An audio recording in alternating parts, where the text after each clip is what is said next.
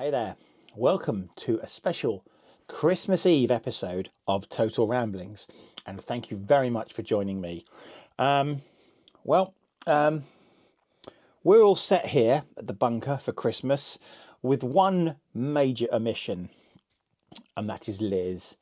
So I took the day off work today. I don't actually have any holiday left this year, so I'm going to have to sort of offset against some holiday next year for work. And I went to the hospital hoping that I would be able to pick her up and bring her home. Got there for 10 o'clock.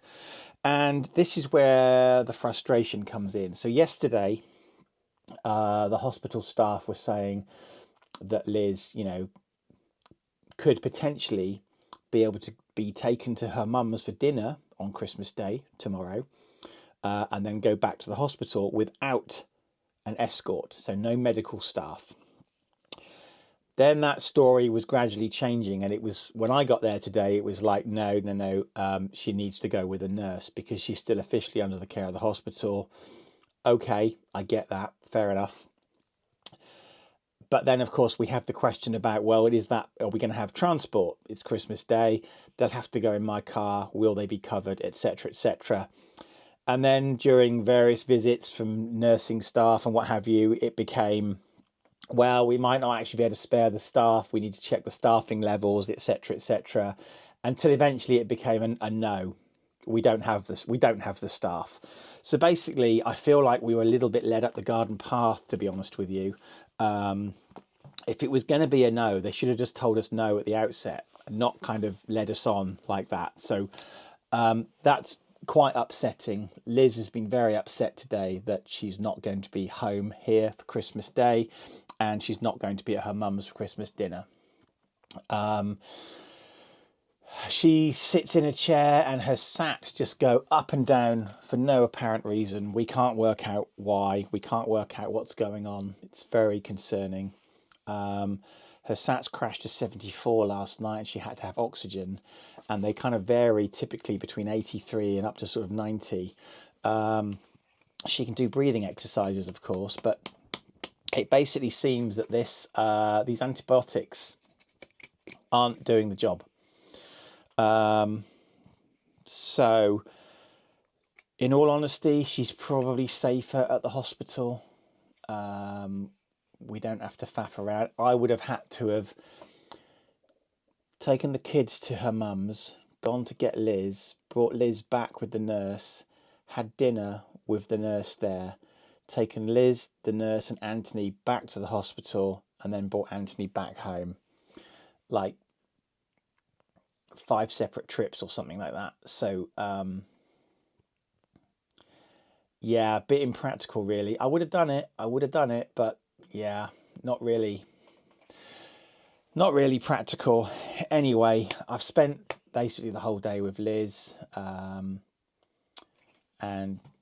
it's quite upsetting because it's like our second Christmas without Liz being at home, and our third Christmas of disastrousness, basically.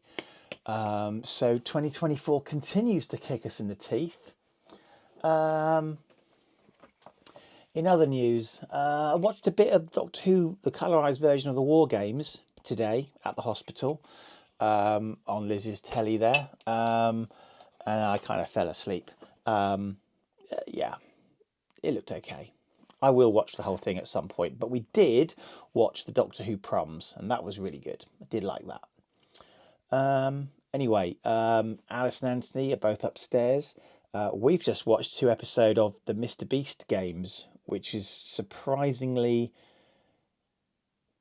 engaging, shall I say. But let me show you what we've got ready for tomorrow. So Liz's presents and Liz's mum's presents are all in the car. This is what we've got ready for Christmas tomorrow. So this is Anthony's pile of stuff. This is my pile of stuff. Bear in mind, I had an absolute ton of Lego from Liz earlier this year. There is Alice's pile of stuff, and there's a random pile of stuff addressed to multiple people. So that's what we've got. So anyway, that's how Christmas has panned out for the family. Safe to say, this has been a truly dreadful year. But as far as you people are concerned, I really hope you have a good, enjoyable Christmas with your families and everyone is safe and you have a lot of fun and you eat lots.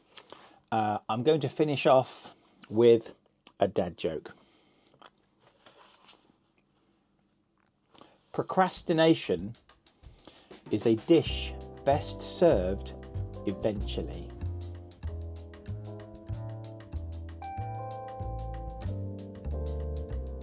Thanks for watching.